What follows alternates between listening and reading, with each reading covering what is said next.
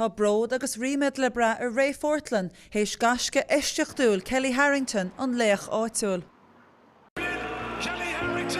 Bhua Kellie bánóir a Tokyo 3 bliain nach chin, agus a réir fuair sí an ceannas fearr ar winlú yang na Síana I mouta ceannis ranóg 60 kg na man. Tá gas go mór dinta aice nachfuil dinta ag mór an eile as éireann, bán óra bhuachan ag gách cluichí Olympacha as a chéile.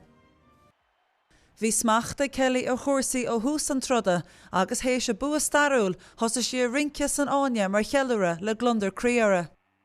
Bháil le slú mór I barc an diamant sa cheantar le breanú ar chréile beog an tréad in aontaí le clán agus cóide Kellie.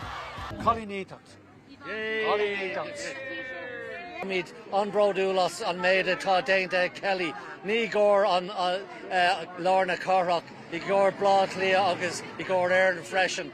Is duine dóchais I. Sé go híntacht an counter a léig táid I gcónaí an bhródúlas Kellie agus na thuirscóirí eile go léir hagan arás chun muid eáil.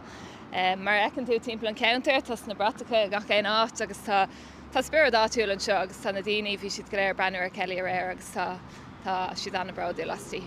Ihe mhór a bhí an go lucht leanta na darnálaíochta agus go lucht spórt an éireann, ach go háirithe an seo I dúsgurt lár na carach lá clia, cantar dóchais Kellie Harrington. Chuir sí tús le na heistir darnálaíochta leis a club áitiúil Corinthians, so le bhog sí go club néamhmuide I dálacht. She came with our last gold medal to all the kids and the academy that we had here, brought the medal in and the kids couldn't believe it. So hopefully she comes back up now in a couple of months' time with the 2 medals. Tá gean na tíre mealta ag Kellie Harrington le na cumas a tíocht an níor agus amach contacht. Ilan doubt faoi chrutha Kellie Harrington a réir go bí an darnádaí fearr a tháinig as a tíirse a riamhaí, ban nó fearr.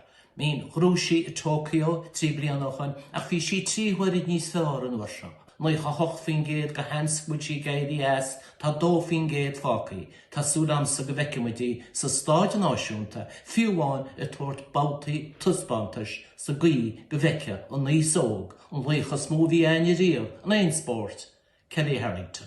Mar an crí éithrim amhád agus chuirfar fáilte chríúil rih an léach Olympach nuair a ilisí ar ré Fortlan. Mar ní bhréáin nuacht TG4.